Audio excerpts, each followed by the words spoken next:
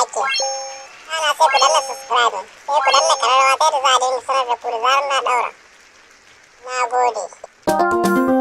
Ya DAHA RASULU labbaika, ya DAHA RASULU labbaika, ya DAHA RASULU labbaika, ya DAHA RASULU labbaika. Ya Allah liko salatinka a gun Rasulu manzonka, alai ashabu sun bi ka, sanya su domin masoyinka, domin shi ne mafifici a cikin dukkanin halittunka.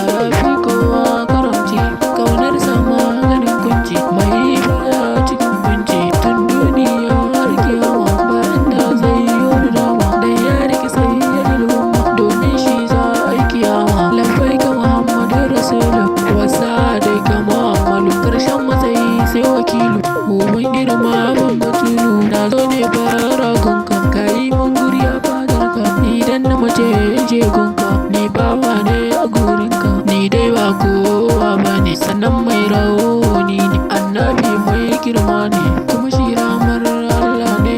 Bayi ai sun amfana da zuwan kamaradin raina, kowa ai ɗara kiyana, kai an karko muhaiminu, sai wujudi zan wadata, idan kamin ta san rabauta, mai son kauta ta haramta, a gare shi aljanna ta halatta, ba dan wuta sai makiyinka, mai son ka basa ya hallaka. Ya DAHA mai rabo kabinka, mara rabo ya hallaka. Allah ka yi mana tsari, labar mu da sayyidil basari, ai babu wanda ya yi haƙuri kamar sa sayyidil basari. Bayan shi ba da ba mu nan, silar shi ne ai muke nan, silar shi ne za mu je can, darajar shi muke ci a nan, darajar shi za mu ci a can. Ai shi da farin mutum ne ba kamar mutum ba, tun farko har da ma karshe ba za a yi kwatankwaci ba. Da ne karshen matsayi, daga shi ba za a yi wani ba, saboda darajar Rasulu Allah yake son tuba.